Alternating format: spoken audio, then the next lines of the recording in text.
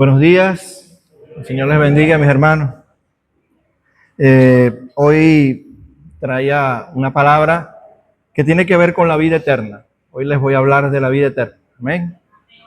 Pero antes de hablar del tema, quiero citar una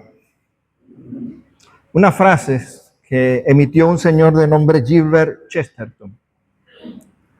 Dice: no queremos una religión que tenga razón cuando nosotros tenemos razón. Queremos más bien una religión que tenga razón cuando nosotros estamos equivocados. La fe y la disciplina del Señor siempre va a buscar corregir nuestros corazones. Y recuerdo que ahora, hace poco, alabábamos al Señor y pedíamos: Señor, renuévame, renueva mi corazón. ¿Recuerdan? Alabando al Señor. Y es algo que necesitamos en todo tiempo, vivir en comunión, y aunque pareciera que no, tiene que ver con la vida eterna. Quiero que me acompañen al Evangelio de Juan, capítulo 17. Juan, capítulo 17. Y vamos a estar leyendo desde el versículo número 1. A lo mejor muy conocido por todos o algunos de nosotros. Tiene que ver con una oración que hizo Jesús por sus discípulos y también por nosotros. Amén. Yo voy a estar leyendo solamente los 5 primeros versículos. Dice así la palabra del Señor. Estas cosas habló Jesús y levantando los ojos al cielo dijo: Padre, la hora ha llegado. Glorifica a tu Hijo para que también tu Hijo te glorifique a ti. Como le has dado potestad sobre toda carne, para que dé vida eterna a todos los que le diste. Y esta es la vida eterna, que te conozcan a ti, el único Dios verdadero, y a Jesucristo, a quien has enviado. Yo te he glorificado en la tierra, he acabado la obra que me diste que hiciese. Ahora pues, Padre, glorifícame tú al lado tuyo, con aquella gloria que tuve contigo antes que el mundo fuese. Amén. Señor, en esta hora seguimos delante de tu presencia, pero te pido, Padre, que así como has venido ministrando por tu Espíritu Santo a la congregación, Señor, tú puedas renovar el corazón de mis hermanos en esta mañana. Señor, que sea iluminado por tu palabra lo que tú quieres hablar a nuestro corazón hoy. Sabiendo, Señor, que no somos perfectos, que tu siervo, Señor, comete errores en todo tiempo, Señor. Y si no es por tu misericordia, si no es por tu gracia, Señor, no estuviéramos ni yo aquí, ni mis hermanos aquí. Por ello, Señor, te damos gracias en el nombre de Jesús. Amén. Bien, mis hermanos, hay cosas que quiero hablar aquí. Les hablaba de la vida eterna, que es el tema central que nos aboca hoy. Pero comenzando allí, dice: estas cosas habló Jesús. Y una de las maneras a veces de entender la Escritura es hacerle preguntas a la misma Escritura. Algo que enseñamos en los estudios bíblicos hace ya un buen tiempo. El hacer preguntas sobre lo que leemos a veces. Señor, ¿de qué cosas habló Jesús? Y se está refiriendo a cosas que viene hablando Jesús en los capítulos anteriores. Lo que pasa es que estas cartas, cuando fueron escritas originalmente, no estaban divididas en capítulos, en versículos. Eran cartas homogéneas donde había una sola línea de hilación de pensamiento, pero que en un tiempo determinado de la historia, a alguna persona se le ocurrió que era bueno dividirlo en capítulos, en versículos. Esto también, pues sí nos ayuda a veces a memorizar la palabra, a ubicar la palabra en algún punto determinado. O sea, por asociación, a veces habemos personas que nos cuesta memorizar las palabras, ¿verdad? O un texto o algo que leemos. Y una manera de hacer que nosotros pues captemos algo es asociar eso que nos gustó, eso que fue una palabra rema, con algún capítulo, con algún versículo, y nos es más fácil asociar. Amén.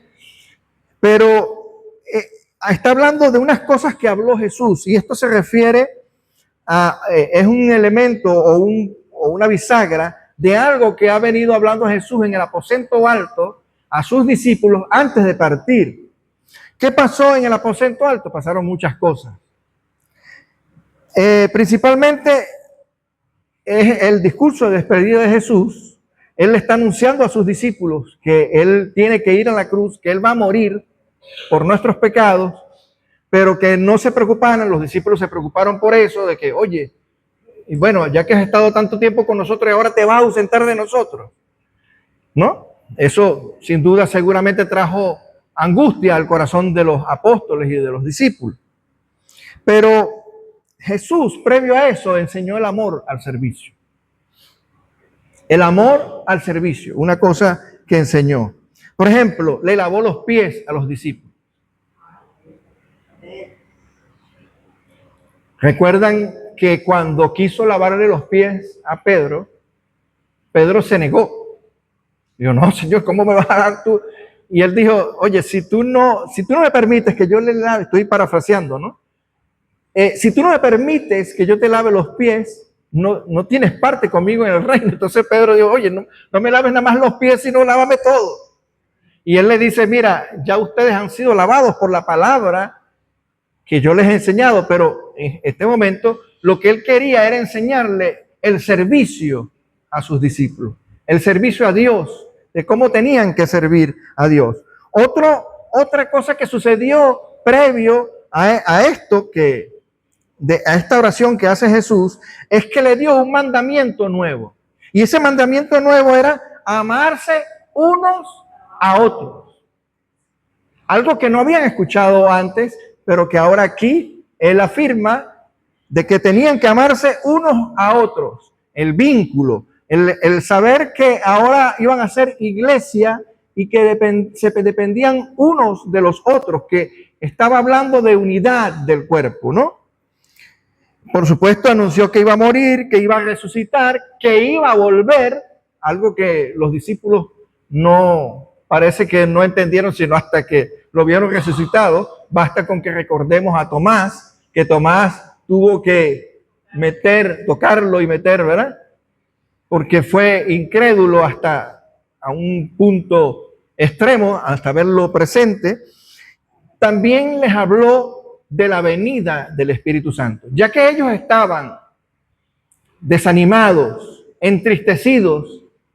Dios les dice, mira, pero es que yo voy a enviar a alguien, a un sustituto por mí, que les iba a enseñar, que iba a guiar las vidas de ellos y de los que le oyeren a ellos, porque en la oración, más adelante, dice Jesús, orando en ese capítulo 17, les invito a que la lean completo, dice que no solamente crean por estos que él estaba orando en ese momento, sino por aquellos que iban a creer en las palabras de sus discípulos. O sea, que ya Jesús estaba orando inclusive por nosotros. Amén. ¿Cuántos dan gloria a Dios por eso? Porque Dios ya tenía una misión, y él sabía que no era solamente para aquel tiempo, sino que iba a ser para los futuros siglos, hasta que viniera el fin de los tiempos. O sea, él sigue hoy rescatando almas, él sigue hoy convirtiendo almas, él sigue hoy dando vida eterna. Amén. Gloria al Señor por eso. Entonces, él habla de esa promesa del Espíritu Santo y él habló de un consolador. Y lo importante es, ¿qué es lo importante aquí? Que cada uno de nosotros como creyentes, así como los discípulos, vayamos nutriendo nuestra fe. Es necesario que día a día nosotros nutramos nuestra fe. ¿Y cómo nutrimos nosotros nuestra fe? Por supuesto, leyendo su palabra. Por eso es que no puedes esperar domingo a domingo venir aquí a escuchar un sermón, sino que tú a diario, tú deberías tener comunión con el Señor. Porque recordemos lo que hablamos al principio y de lo que yo quiero enfocar esta enseñanza hoy. Y es que él habló de vida eterna y él habló de que te conozcan y de que conozcan a Dios y al que él ha enviado, que es Jesucristo, el intercesor, el intermediario, el que muere por nosotros. Amén. El sustituto de nuestro pecado.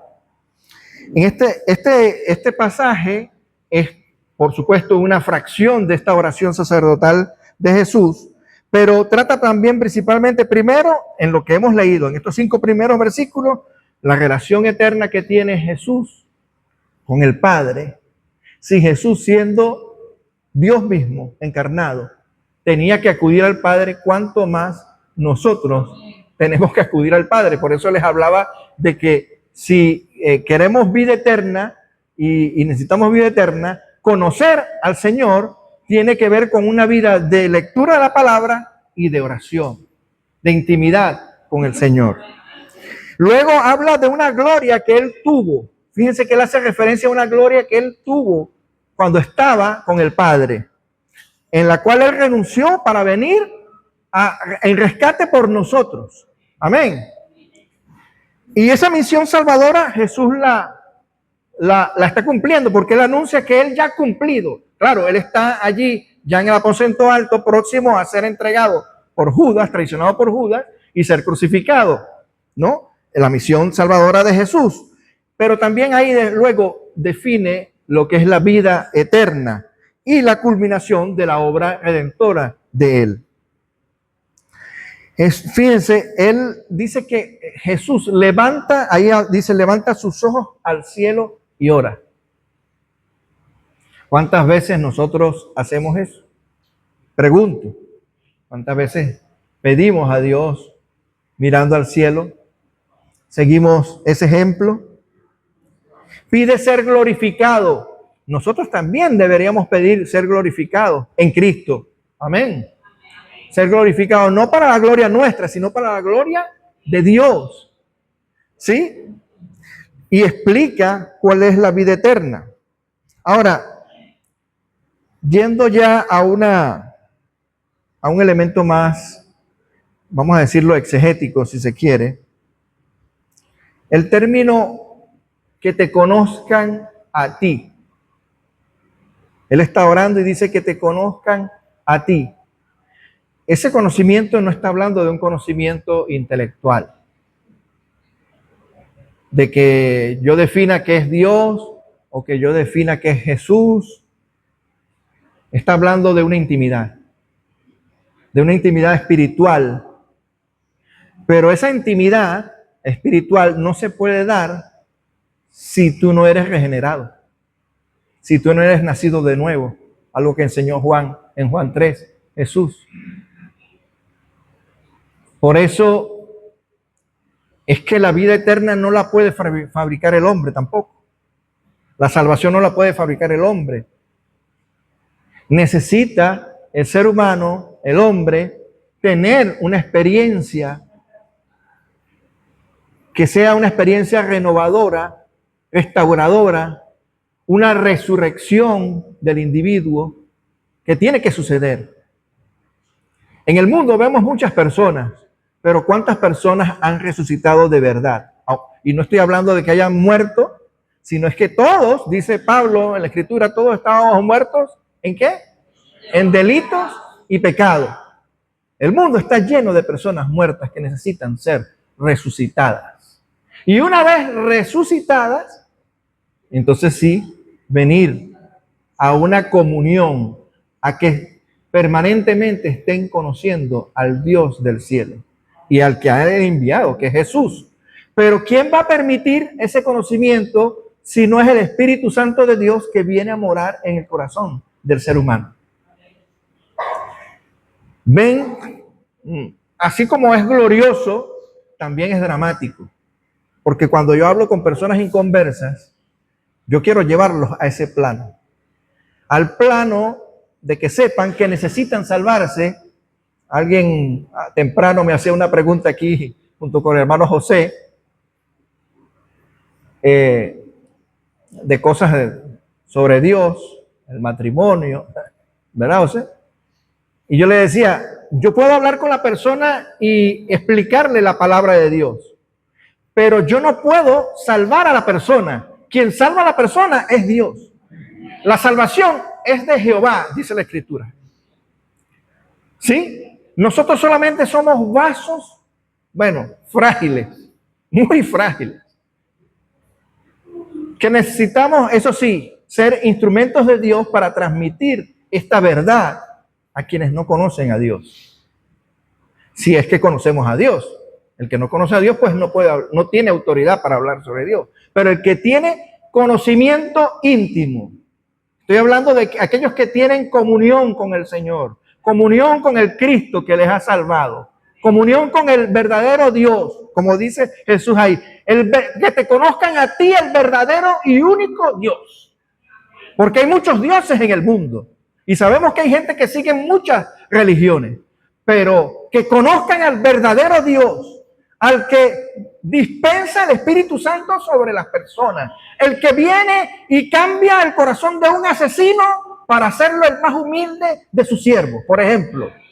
El que cambia la vida de un alcohólico, de un drogadicto, para hacerlo siervo suyo. ¡Wow! Eso es tremendo y maravilloso, ¿o no? Estoy poniendo ejemplos. Estoy poniendo ejemplos. Porque el que no conoce a Dios, va a decir, cuando ve personas que estuvieron en una ocasión, en una manera de vivir, y después ven a esta persona transformada, dicen, eso es un payaso, eso está mintiendo, eso es mentira, eso no puede ser que Dios cambie a una persona, porque es que no conocen a Dios, ni tienen vida eterna. Y la vida eterna se inicia en ese momento de regeneración. No es que cuando muramos vamos a tener vida eterna, no. Desde el mismo momento en que eres regenerado en tu corazón, en ese mismo instante comienzas a tener vida eterna. Estabas muerto en delitos y pecados, pero viene el Espíritu Santo por medio de la palabra y cambia el corazón del hombre y allí comienza la vida eterna. Pero está hablando ahora que te conozcan. Y te conozcan no es ya un acto, ese acto de regeneración y ya, sino que es algo que va en incremento, día a día, hasta que partamos con el Señor. Tanto es así que yo no lo tenía aquí apuntado, pero el Espíritu Santo esta mañana me ministró ahí en el estudio bíblico también. Y me hizo recordar un pasaje, porque a veces cuando hablamos estas cosas, y sobre todo a personas inconversas, siempre hay la resistencia, o no lo notamos cuando hablamos con alguien que le predicamos a Jesús, la resistencia. Porque inclusive a veces lucimos pedantes ante las personas a quienes les hablamos de Dios. Lucimos como que, bueno, ¿y este quién es que me habla así de esta manera? Muchos de los argumentos que surgen en esta situación, en cuanto hablamos o evangelizamos a alguien, podemos lucir como que estamos por encima o en un nivel más alto y luce a veces pedante. Inclusive a veces entre los hermanos pasa eso. Entonces el Espíritu Santo me recordó esta mañana, vamos a Filipenses capítulo 3. Pablo, el apóstol, ojo, Pablo el apóstol, escribiéndole a la iglesia de Filipos, la ciudad de Filipos. Filipenses, ciudad de Filipos, ¿no? Él en el versículo 9 dice que él quiere ser hallado en Jesús. Que él quiere ser hallado. Eso ser hallado significa algo así como, es que necesitaría como otra persona, pero es como que aquí yo tengo a Jesús y yo ser como escudado en él. ¿Se entiende eso? Escondido en él. O sea, que él me arrope, ser hallado en él. No teniendo, y fíjense, dice, no teniendo mi propia justicia, que es por la ley, sino la que es por la fe de Cristo. Fíjense que dice la fe de Cristo, no la fe tuya, sino la fe de Cristo. Y en el versículo 12, que es donde yo quiero, a lo que venía hablando, que a veces lucimos como un poco, Pablo dice, no que yo lo haya alcanzado ya. Fíjense, Pablo, el apóstol, dice, no es que yo lo haya alcanzado ya, ni que ya sea perfecto. ¿Eres tú perfecto, mi hermano? Si Pablo dice que ni siquiera yo sea perfecto, ni que yo ya sea perfecto, sino que prosigo por ver si logro asir aquello para lo cual fui también asido por Jesucristo. ¿Qué significa asir? Porque a veces no, asir es como ser tomado de la mano. O sea, yo me tomo a la mano de Jesucristo, pero Pablo dice, ha sido primero por Jesucristo. O sea, quien vino primero a tomarte de la mano fue Jesús, no fuiste tú a él, sino que Jesús te tomó de la mano, pero pudiera ser que en ese caminar con el Señor, en ese conocimiento, en esa comunión con Dios, a veces queremos como zafarnos. Y él dice, no, yo quiero seguir tomándolo de la mano y seguir a Jesucristo.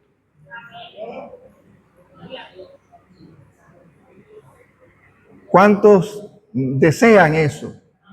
¿Cuántos anhelan esta mañana en la alabanza? ¿Saben? Cuando preparaba esta enseñanza, el Espíritu Santo nos ministra muchas cosas. Primero tenemos que experimentar lo que, para luego transmitir. Son muchas cosas las que nos ministra el Espíritu Santo. Algunas tomo nota y apunto. Otras, hay muchas cosas que me ministró el Espíritu Santo sobre estas cosas. Pero yo quiero decirles, mis hermanos, que es necesario que estemos en todo tiempo y en todo momento tomados de la mano de Jesús. No puede haber ningún instante, así como un niño cuando es llevado por su padre de la mano. ¿Saben lo que pasa cuando a veces un hijo se le zafa de la mano a un padre, no? En un centro comercial, en un lugar donde hay una muchedumbre. ¿Ah? ¿Saben lo que pasa, no? La angustia, lo que sucede, ¿no? Oye, el padre buscando al hijo y el hijo, a veces si es niño, ¿qué pasa? Uy, mi papá, ¿dónde está mi papá? ¿Dónde está mi mamá? ¿No?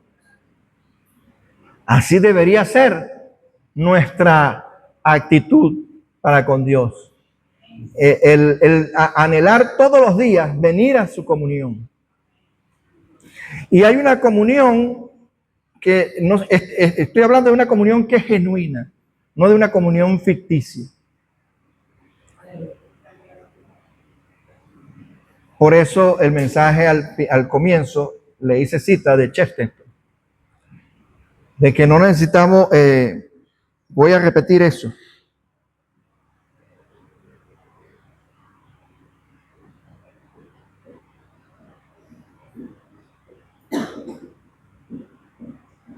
No queremos que una religión tenga razón cuando nosotros tenemos razón. Nosotros siempre deberíamos tener dudas, siempre mantener la duda, siempre estar a la expectativa de Dios, de qué es lo que Dios quiere para nuestras vidas, no mantenernos desconectados. El religioso cree a veces que está conectado a Dios y no está conectado a Dios. Disfraza esto, enmascara esto. ¿Me explico? Yo sé que estas palabras, el Señor me pone a mí a veces en unas situaciones, pero es que el Señor me ministraba estas cosas. La vida eterna tiene que ver con que tú verdaderamente conozcas al Señor. Si tú no conoces al Señor, tú no tienes vida eterna. La religión falsa no te da vida eterna. El engañarte con una religión, el engañarte con, inclusive decir que yo vengo los domingos al servicio o voy a misa, bueno, dirán algunos, o lo que sea, eso no te da vida eterna. Lo que te da vida eterna es esa verdadera comunión con Dios. Imagínate lo crucial que es la vida eterna, que es que primero que tienes que tener un corazón transformado por Dios. Y segundo, una vez que tienes ese corazón transformado, tú tienes que relacionarte con ese Dios. De eso se habla de conocer. Voy a otros pasajes que están en Juan previos. Cosas que dijo Jesús.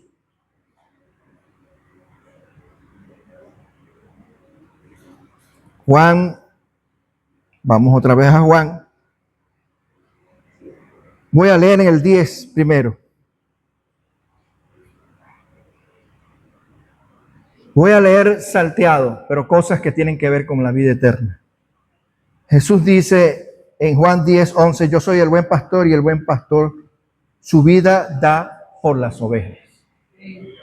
Eso tiene que ver con conocer a quién Él ha enviado. ¿Qué es lo que ha hecho Jesús por nosotros? Luego en el 14 dice, yo soy el buen pastor y conozco mis ovejas y las mías me conocen. Me conocen. Quiere decir que tienen relación con Él. No está hablando solamente para el tiempo en que Él estuvo aquí en la tierra. Está hablando a futuro también. Me conocen, presente. Me conocen. Así como el Padre me conoce y yo conozco al Padre y pongo mi vida por las ovejas. Y fíjate, para aquellos que no somos judíos, tengo otras ovejas que no son de este redil. Aquellas también debo traer y oirán mi voz y habrá un rebaño y un solo pastor y un pastor. Luego en el 14.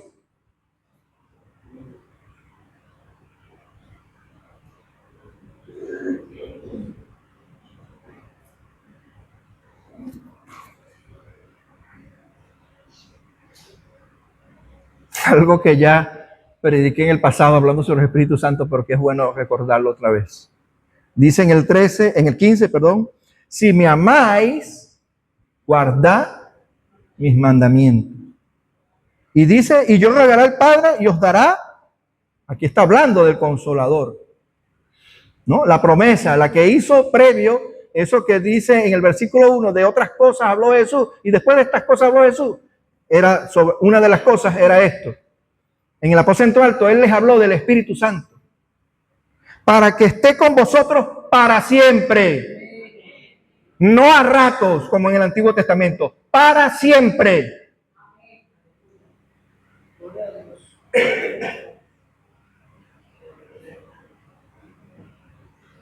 El Espíritu de verdad, el cual el mundo no puede, fíjense, hablando de aquellos que no han nacido de nuevo, el mundo no puede recibir porque no le ve ni le conoce, o sea, no tiene intimidad, pero vosotros, ahí sí se lo está dirigiendo a los discípulos, pero que también eso es para nosotros, pero vosotros le conocéis porque mora con vosotros y estará en vosotros. Amén, gloria a Dios. En el 20 dice, en aquel día vosotros conoceréis que yo estoy en mi Padre y vosotros en mí y yo en vosotros. En el 23 dice, respondió Jesús y le dijo, el que me ama, mi palabra, otra vez, guardará y mi Padre le amará y vendremos a él y haremos morada con él. Aleluya. ¿Ves la diferencia de una supuesta religión, de una falsa religión, a vivir lo que es en Cristo? A ser hallado, como dice Pablo en Filipenses, ser hallado en Cristo. Él es nuestro escudo. Él no es nuestra tabla de salvación. No hay otro. El único y verdadero Dios, como dice Juan allí en el versículo 1. Pues Jesús, describe lo que dijo Jesús en la oración. Que te conozcan a ti, el único y verdadero Dios, el único. Esto no se trata de religión, mis hermanos. De una falsa religión, de enmascararse como cristiano, de ponerse una máscara de cristiano.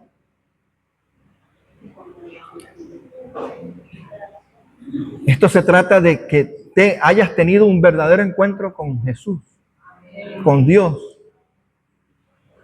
y que estés conociendo día a día. Fíjense, repito lo que dijo Pablo en Filipenses, que él dijo que no pretendía haberlo hallado ya, sino que él se toma de la mano, vamos a decir, no así, sino se agarra de la mano de Jesús.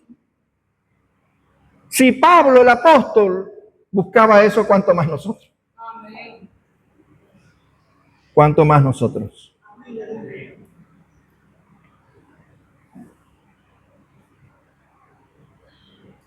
Él, ahí mismo en el capítulo 14 de Juan, dice, La paz os dejo, mis paz os doy.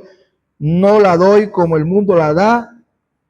Y para calmar el corazón de sus discípulos que sabían que se iba, le dijo, no se turbe vuestro corazón ni tenga miedo. No podemos tener miedo. Tenemos que tener fe, esperanza. No se turbe vuestro corazón ni tenga miedo. Habéis oído que yo os he dicho, voy y vengo a vosotros. Si me amarais y os habríais regocijado. Fíjense, como ellos tenían duda en su corazón, les dice, oye, si hubieran regocijado, porque yo he dicho que voy al Padre, porque el Padre es mayor que yo, y ahora que se los he dicho, antes que suceda, para que cuando suceda, creáis. Como pasó con Tomás, que tuvo que ver a Jesús resucitado para creer. Gloria a Dios, que la palabra dice, bienaventurados aquellos que no vieron y creyeron. Gloria al Señor. ¿Cuántos le dan gloria a Dios por eso? No vivimos en los tiempos de Jesús, pero creemos. Amén. Hablando sobre el Espíritu Santo, en el 26 dice más el Consolador, el Espíritu Santo, a quien el Padre enviará en mi nombre. Él os enseñará. Él es el que te va a enseñar a conocer a Dios. Él, el Espíritu Santo. Todas las cosas y os recordará todo lo que yo les he dicho. Ahora, yo me pregunto, ¿cómo puede haber cristianos que no lean la palabra? ¿Cómo quieres que el Espíritu Santo te recuerde lo que Él te ha dicho si no lees la palabra?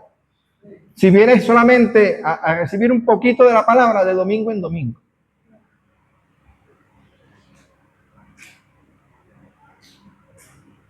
Es necesario que nos tomemos de la mano de Jesús, que le pidamos al Espíritu Santo que nos avive, así como decía la alabanza, Señor, renuévame, Señor Jesús. Pidiendo que cambie nuestro corazón, que tengamos siempre anhelo de buscar esa comunión con el Señor. Aquí es muy fácil tener comunión con el Señor, porque está el cuerpo de Cristo. Cada uno de nosotros tiene una porción del Espíritu Santo. Imagínate la unción que hay aquí acumulada. ¿Sabes dónde es difícil? Estar tú solo en tu cuarto y buscar esa unción y la presencia del Señor en tu cuarto, solo tú en tu cuarto. O como hago yo por costumbre, que a mí no me importa que si estoy trabajando y hay ruido, yo trabajo en una fábrica y el ruido, y yo, aún a pesar del ruido, yo trato de meditar y enfocarme en el Señor y busco comunión con Él ahí trabajando. Porque eso no está, el conocer a Dios no está limitado a un lugar fijo. El conocer a Dios tiene que ser algo que tú tengas esa persona presente. Es como aquellos que, vamos a hablar parejas, novios, ¿verdad? Que cuando tú estás enamorado, tú estás todo el tiempo pensando en esa persona en la cual tú estás enamorado. Solo que aquí es un amor eterno.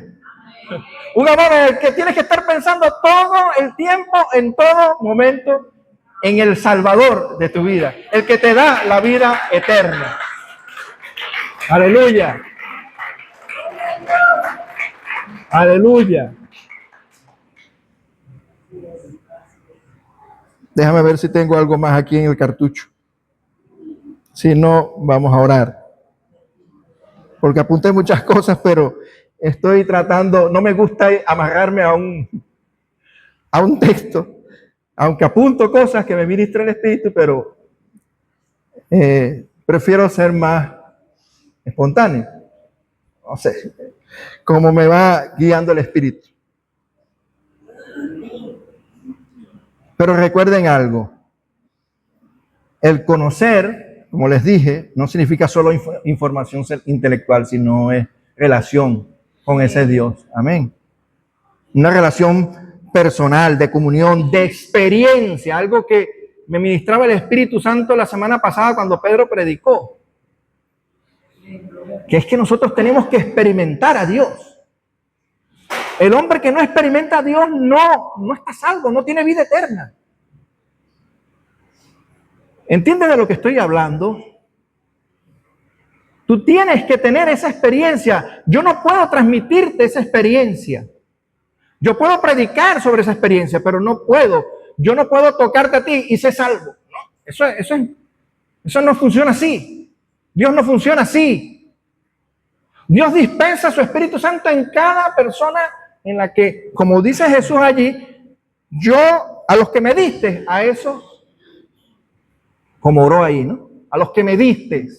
Si tú estás aquí, es porque el Padre le dio la potestad al Hijo de rescatarte.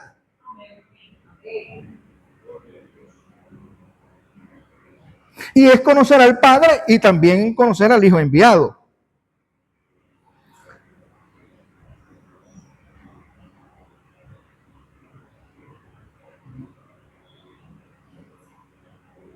Una aplicación práctica para nuestra vida es que la verdadera vida está en conocer a Dios. No está en el éxito económico, en que tengas un buen trabajo, en que si te graduaste y te titulaste. Eso no es la verdadera vida, aunque a veces celebramos esas cosas, ¿no? Tampoco es el dinero ni el reconocimiento del mundo, ni el placer, todo tipo de placer. Pero Jesús enseña que la vida eterna consiste en tener comunión con Dios. Amén. Debemos cultivar la oración diaria, leer la Biblia con intención relacional, no leer por leer, de manera ordenada, pedirle a Dios antes de leer, Señor, ¿qué me quieres enseñar tú hoy? Orar. Decirle, Señor, ¿qué me vas a enseñar hoy con esto que voy a leer? Enséñame algo. Muéstrame algo. Y saben, Jesús dice ahí, si guardáis mis palabras, ¿saben? Vamos un momentico a Juan, esto también me lo citó el hermano, vamos a Juan 8. Juan 8.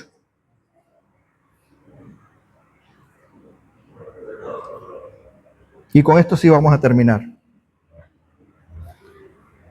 Dice en el 31, dijo entonces Jesús a los judíos que habían creído en él, si vosotros permanecéis en mi palabra, y de eso es que venía hablando yo, tenemos que permanecer en su palabra, porque quien va a tomar, leímos que el Espíritu Santo va a tomar de lo que nos ha hablado y traernos al recuerdo, ¿para qué? Para leccionarnos, para entrenarnos, para seguir viviendo en él, ¿no? Entonces, pero dice a los judíos, si vosotros permanecéis en mi palabra, seréis verdaderamente mis discípulos. Mis discípulos. Y conoceréis la verdad. Y la verdad os hará libres. Ojo, pero quiero a lo que dice después. Le respondieron el religioso. Fíjate lo que pasa con el religioso. El religioso le respondieron, linaje de Abraham somos. Orgullo. Soy de tal religión, me congrego en tal iglesia. No, Jesús no está hablando de eso. Lo que está hablando es que si permanecen sus palabras en tu corazón, entonces serás verdaderamente sus discípulos. Si no, no.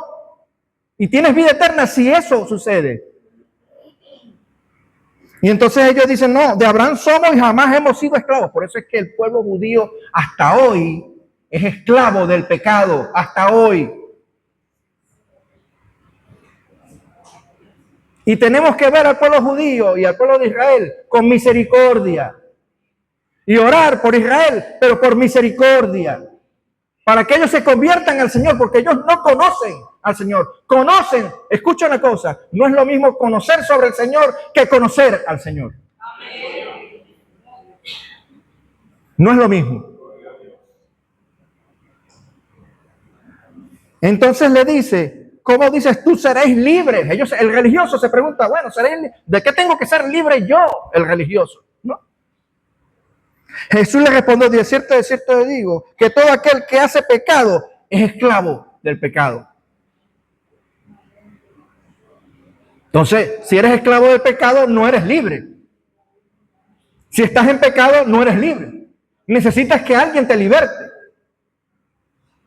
Y el esclavo no queda en la casa para siempre. El hijo sí queda para siempre. Así que si el hijo os libertare, seréis verdaderamente libres. Libres. Verdaderamente libres. Vamos a dejarlo hasta aquí. Vamos a orar, eso sí. Espero que estas palabras de verdad, independientemente de cómo esté tu corazón, siento mucho si te confrontó, lo siento mucho, pero el Señor quiere enseñarte. El Señor quiere tener comunión con todos y cada uno de nosotros. Y esa comunión yo no te la puedo transmitir. Es algo que tú tienes que experimentar. Cada persona tiene que experimentar a Dios. Tiene que vivir a Dios. Tiene que ser enseñado por Dios. Tiene que ser transformado por Dios. Señor, en esta hora te damos gracias. Espíritu Santo, sella tu palabra, Señor, así como tú lo dices en tu palabra, Señor. Que el Espíritu Santo es el que nos guiará y nos enseñará toda la verdad, Señor. Señor, si hay personas aquí que les cuesta leer tu palabra, yo oro por ellos, Señor. Yo oro, Señor, para que tú pongas un hambre, un deseo, Señor, de que en su comunión contigo también lean tu palabra día a día, Señor. Señor, hay unas personas por las cuales también yo quiero orar en esta hora. Señor, y es por la comunidad de este edificio que se encuentra aquí donde nosotros estamos. Y la persona que ha puesto queja, Señor, por la alabanza. Señor, ellos no te conocen, no tienen comunión contigo, no saben de qué se trata esto. Señor, yo te pido que tengas misericordia de todos los vecinos de este edificio, Señor. No solamente de la persona que se queja, sino de todos los vecinos. Oramos por todos los vecinos de este edificio, Señor. Señor, tú eres el único que puede traer libertad a sus vidas. Tú eres el único que puedes cambiar los corazones, Señor. Y así como tú tuviste misericordia de nosotros, Señor. Ten misericordia, Señor, de aquellos que no te conocen en este edificio, Señor. Que puedan conocerte, Señor, que puedan inclusive, oramos, Señor, si es necesario que se incorporen con nosotros al gozo de la salvación, al gozo de la alabanza, al gozo, Señor, de la libertad que tú traes a nuestros corazones, Señor. Al gozo, Señor, de la libertad que tú traes sobre el pecado que has roto. Has roto las cadenas del pecado en nosotros, Señor, y por eso te damos gracias. Y pedimos, Señor, que tú rompas las cadenas del pecado que atan a esas personas, Señor. Trae libertad, Señor, sobre todo aquel que aún permanece, Señor, en las cadenas del pecado, esclavizado al pecado. Yo oro también por eso, Señor, para que tú traigas libertad, Señor. Trae libertad, Señor, y que puedan conocerte a ti y al que has enviado, Señor. Al único y verdadero Dios. Al único. Tú eres Dios, Señor. Tú solo eres Dios. Y como tú mismo dices en tu palabra, solamente tú tienes misericordia. Y la salvación viene de Jehová, que hizo los cielos y la tierra. Por eso te damos gracias, Señor, en el nombre de Jesús. Amén y amén.